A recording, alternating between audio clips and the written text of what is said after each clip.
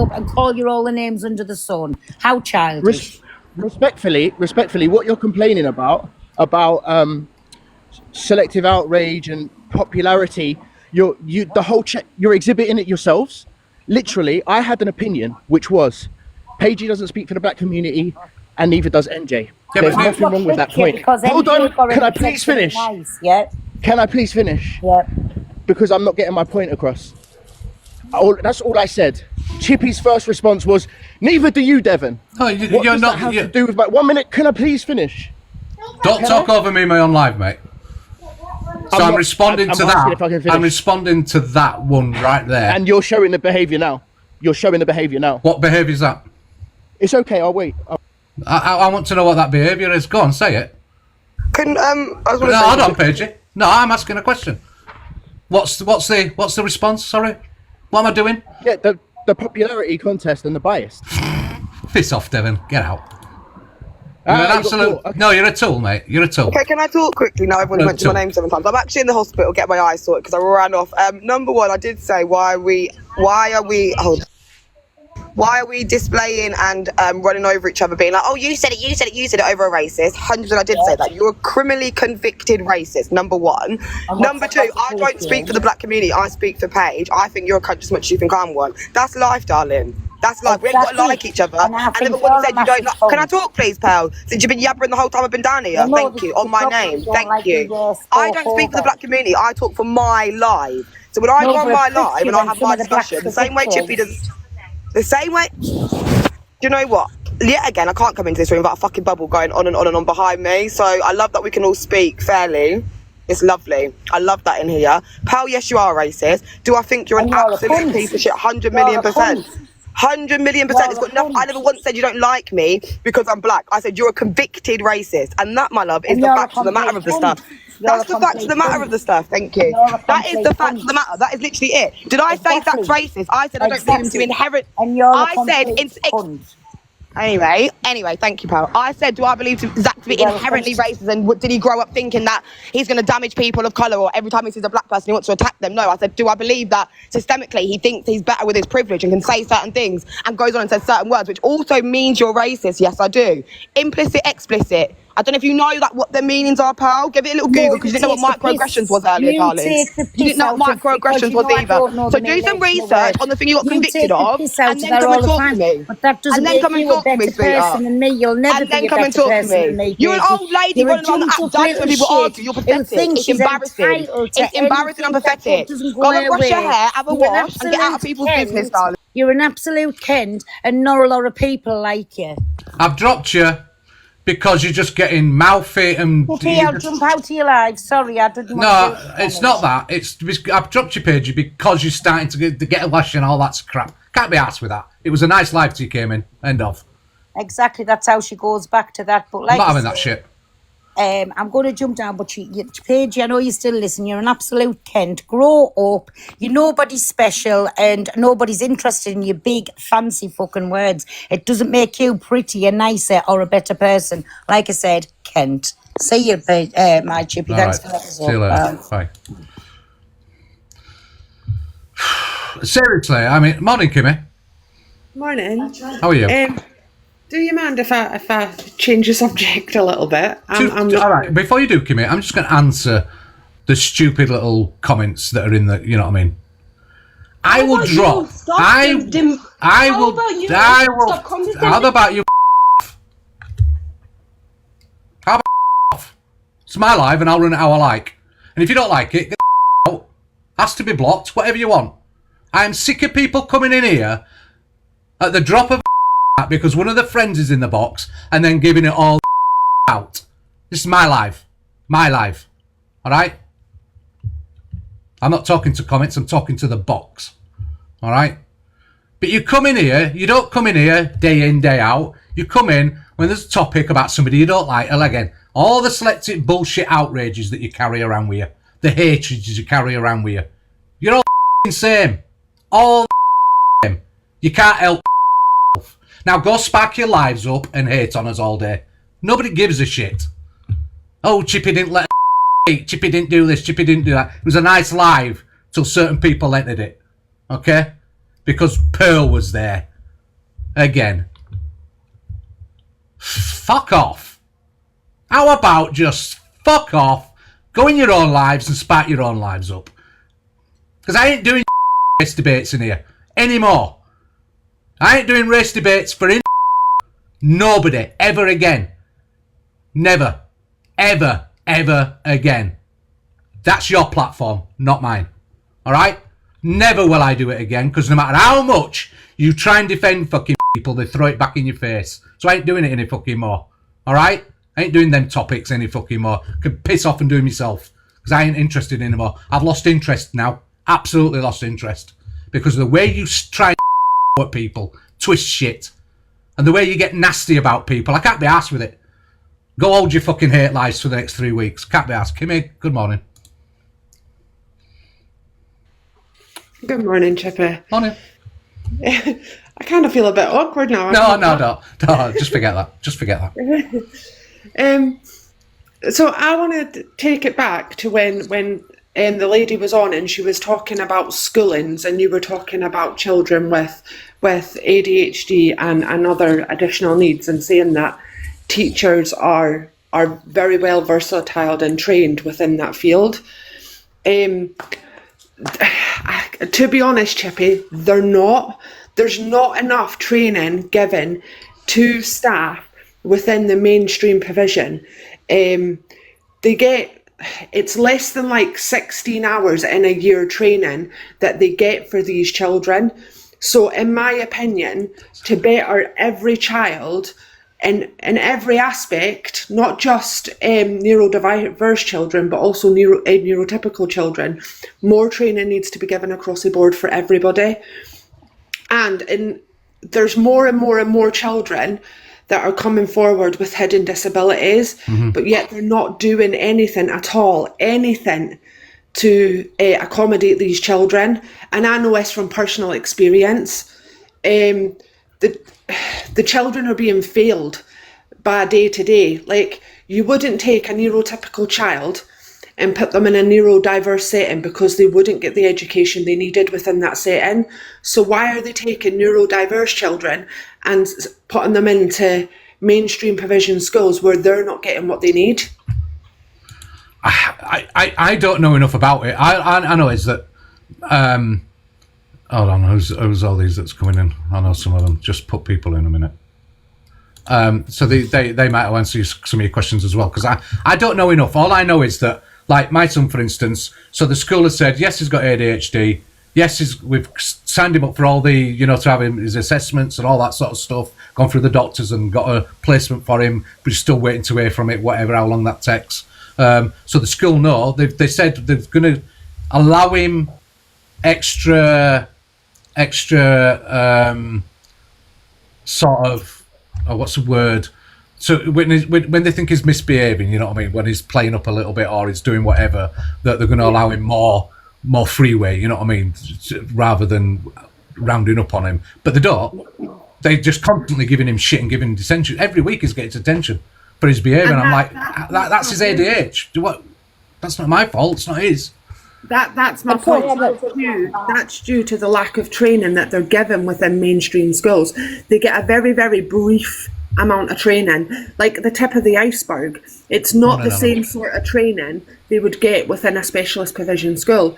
So specialist provision schools could handle that matter a lot better and a lot more efficient than somebody in a mainstream school. So why aren't they out there, the governments and your local councils and stuff out there, building new schools for these children, giving them a safe space to go? Because right now, every child that's on any sort of spectrum is being completely failed by a broken system.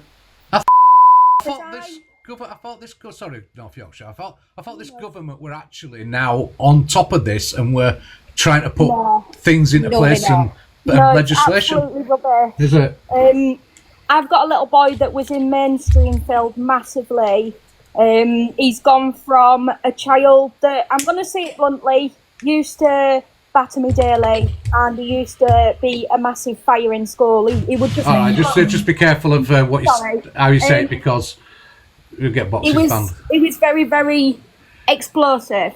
and it would take a slightest thing because he developed PDA due to school, which is pathological dependence avoidance.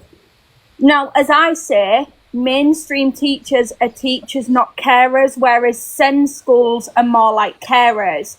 Because they don't just deal with a child who has behavioural issues, they have children that obviously are in nappies still. They have to care for them, like carers.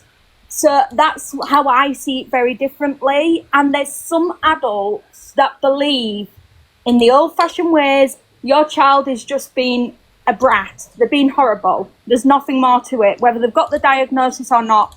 The way they're behaving is the old-fashioned way that people used to think. Yeah. You know, it's not ADHD, it's bad behaviour. And I think this is where the issue is a lot of people think that way still, which is really hard for us with SEND children. That are probably SEND parents as well. We are, like, I was undiagnosed until my little boy got diagnosed. And he opened a book for me of a diagnosis for myself. And that got me it gave me so many answers, and it saw a different side of this world that, like, sorry, I'm not very good at wording things, as you've probably experienced before. Like, it made me see a very, very different side of the world and the way people dealt with things. Yeah. And now I see that all schools should be like SEND schools. No child should be made to sit with a pen and paper. None whatsoever. We all learn differently, and that's the problem. Mine got offered a laptop rather than writing and all that.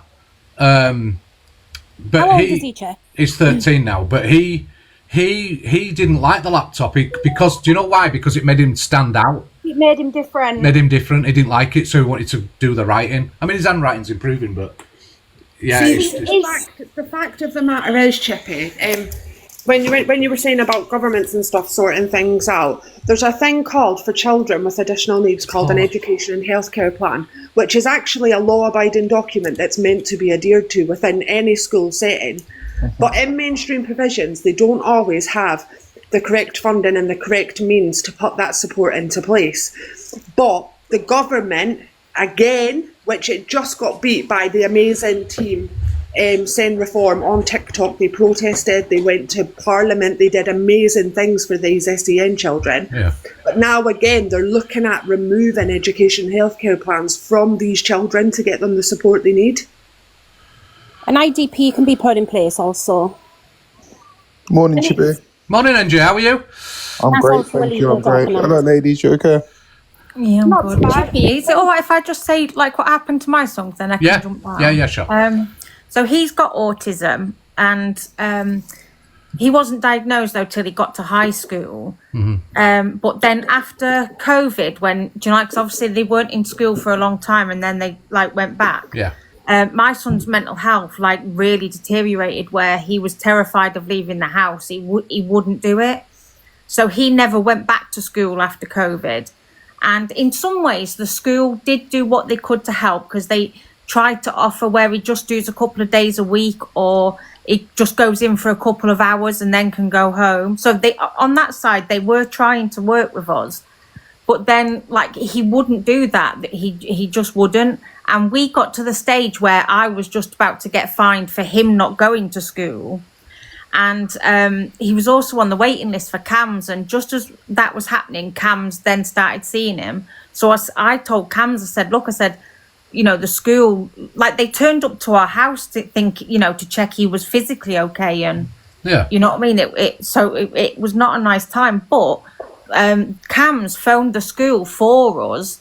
And then as soon as the CAMHS had got in touch with the school contacted me and said, oh no, he can work from home. If you just come in, pick his work up, we'll allow him to do it from home. But up until CAMHS spoke up for us, they were gonna fine me. Oh, so really?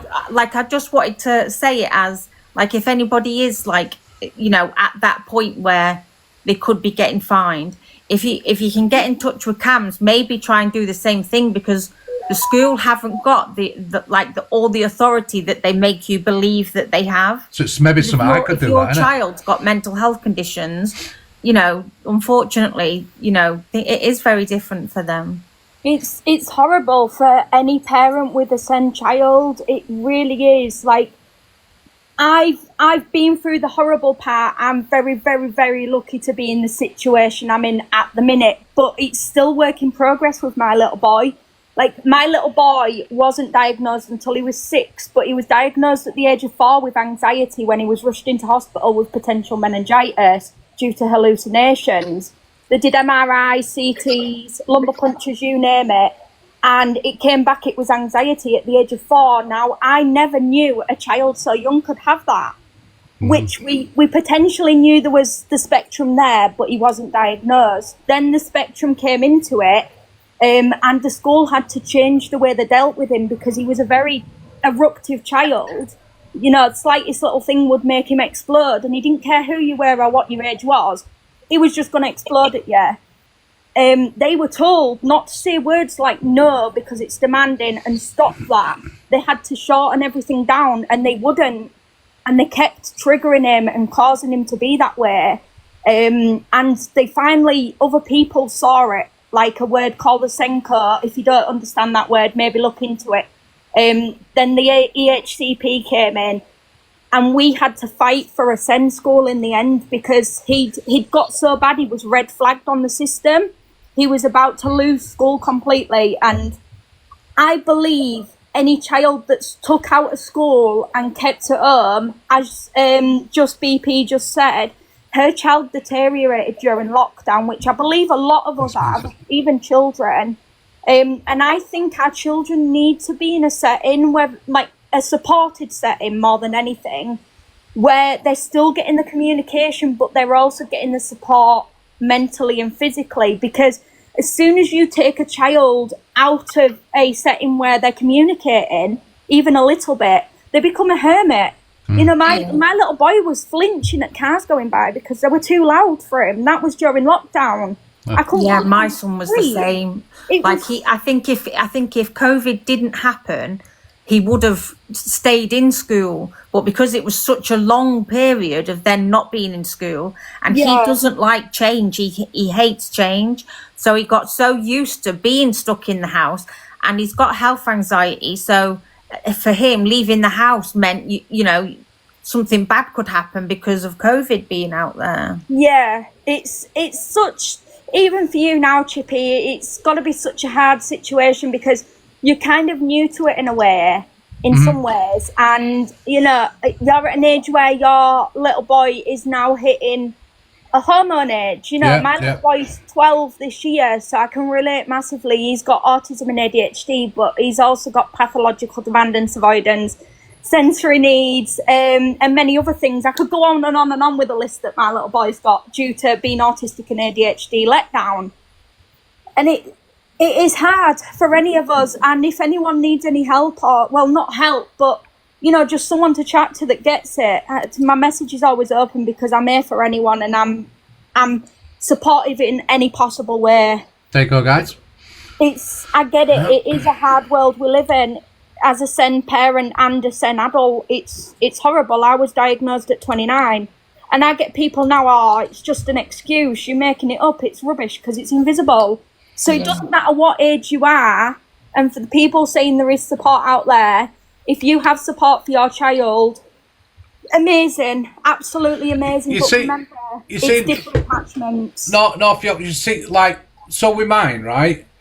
It was never noticed anything in primary school. I think because the teaching was a lot slacker. Being strict on them was a lot slacker. As soon as the strictness of secondary school kicked in, every week is getting a detention. That was exactly the same as my son. In junior school, they never noticed anything at all. My little brother's 15 and they've just picked up on this now because primary school is a very much more relaxed atmosphere. For some children, they can deal with primary school very well.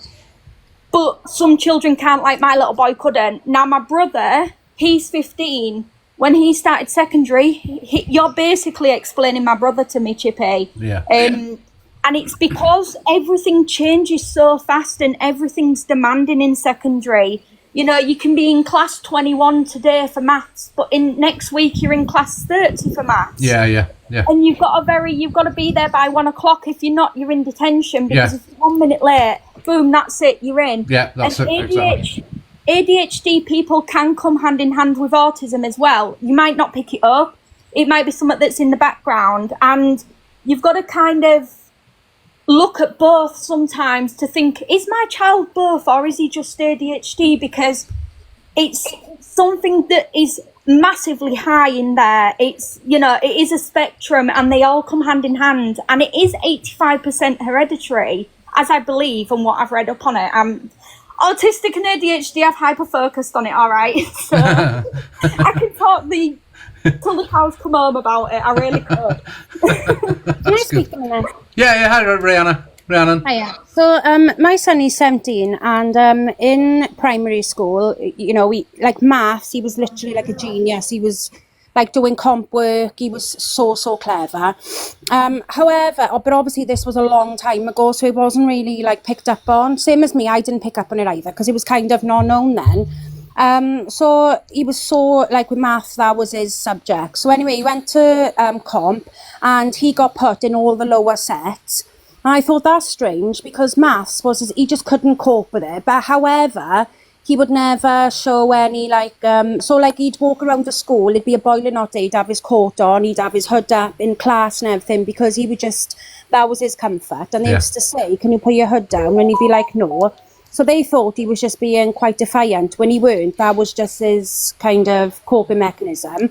When he was 10, we got into CAMHS, and he got diagnosed with anxiety and Tourette's. Well, he got the tic rather than the Tourette's, you know, the shouting and whatever. So he got medicated for it. So that did help. However, about 6 years ago, they realised, no, actually, he's very high on the spectrum, but CAMHS now can't diagnose with, you know, autism and ADHD and stuff like that. They can't do it. Well, in Wales, they can't. I don't know if they can anywhere else. I was going to say, it was CAMHS that diagnosed my son. That was about 6 or 7 years ago. Yeah, I think they could then. But my son was diagnosed with CAMHS last year. This is what I mean by the catchment areas are so different, and it's frustrating for us all. Because the CAMHS, in all fairness, he said he only had to look at him for 10 minutes and he just knew straight away. However, mine now can't diagnose him with that, but it's frustrating because you've known him for 7 years, so he would be able to give him that straight away, but he can't. So now and then when I spoke to the secondary school, they just didn't have enough evidence, so they sent off the evidence they had. However, because he was so quiet and just kind of done his own thing, he weren't really classed as kind of a standout child, if that makes sense. Yeah, that's how my son was. Thought you were asleep, Nikki. Sorry. I've got another son who's 4, and he got diagnosed when he was 2 years old, and he's in mainstream. He's still in nappies. He's only been able to speak until 4 months ago. However, he can't have like a full-blown conversation. I know he's still young, but he repeats himself constant. You know, he can't tell me how his day's been. He struggles. So like in school, he kind of just goes in the corner and does what he wants and things. But because he's not a problem child, as you know, without being, but you know what I mean, he just sits there and they don't give him the attention he needs. But the school itself are absolutely incredible. They're so good to him. Like, he's got an IDP. They're just absolutely amazing with him. However, they're not trained, so they're not trained to actually work with him. So I've gone to panel. Well, I haven't even got accepted for panel twice because he's not classed as like a problem child then. So because he's not aggressive or he's not kind of a problem, they just keep turning him down all the time, and it's really sad because early intervention is extremely important. So with your son,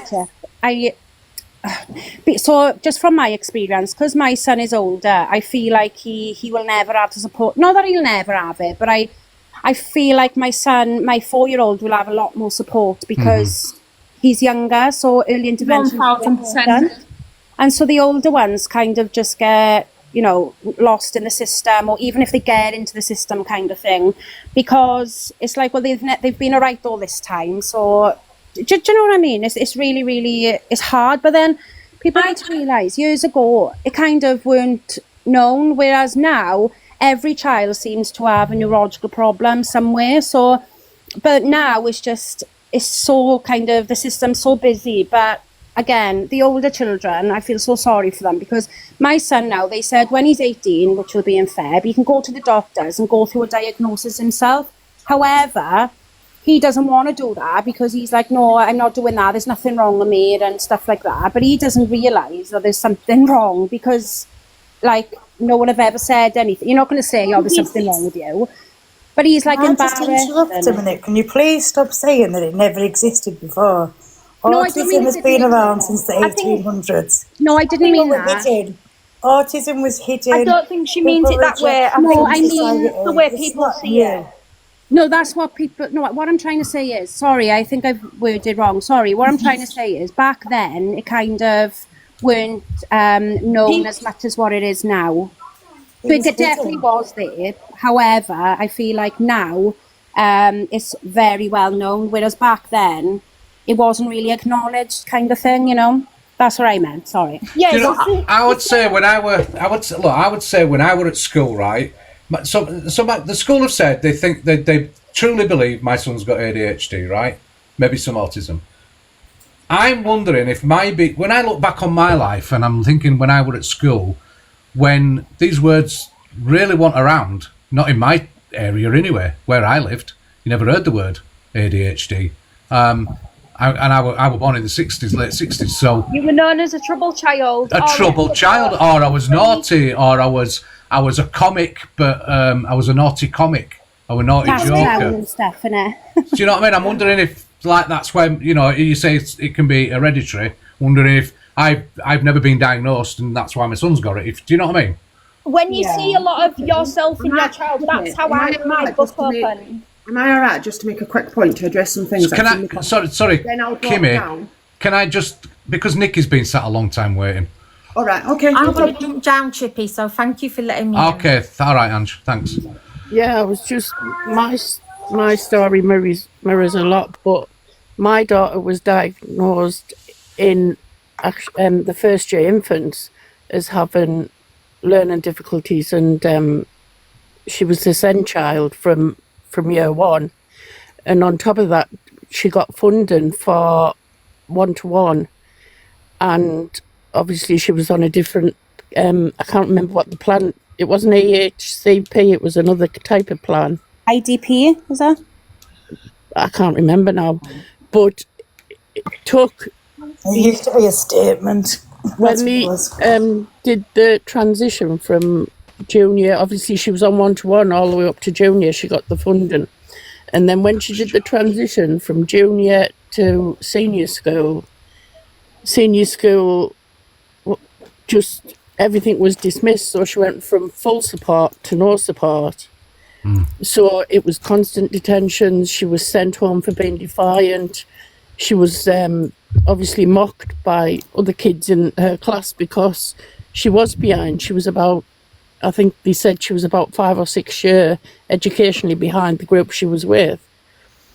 And what they said was they weren't aware of any plan being in place. They weren't aware that she had special needs. They weren't aware. And I don't know how that could have happened. And that she had a lot of mental health issues. I mean, she tried to take her life at first time at 11 and nearly succeeded. So we were like on eggshells, and school was a major trigger because of she was quite isolated while she was there. Plus, she didn't understand. So I called in a team from the council for support, because I was saying, like, I'm just clashing heads with the school. They're just dismissing everything I'm saying. Yet my daughter's been on a SEND plan for all her school life, and now they're saying there's nothing. So she's just constantly being sent home. It was like their thing to deal with her, their way of dealing with her was just send her home. I used to drop her off at school. It took me 10 minutes to drive home. By the time I got home, I'd pull up. I was getting the first phone call to say, right, you need to come pick her up. She can't stay here. Now, because she had special educational needs, she was missing all that education. She wasn't getting any education at all because she was just being sent home. So she was just getting further and further behind. And it took up until she was 14 to get the autism diagnosis. And what happened is when I called the team in from the council, they did a covert assessment, half a day spent in the class just assessing her, but she didn't know that's what they were there for. And they come up with over 30 triggers in the class that she reacted to. So all that was kind of bombarding her. Yet they were saying we don't have to make any allowances or we don't have to put anything in place because there's nothing wrong with her. She doesn't have an official diagnosis. And who was that? Sorry, who was that did the assessment? And that was from her senior school. That was the council that did organise that, was it? The council did there's a support team from your local council that go into school. If you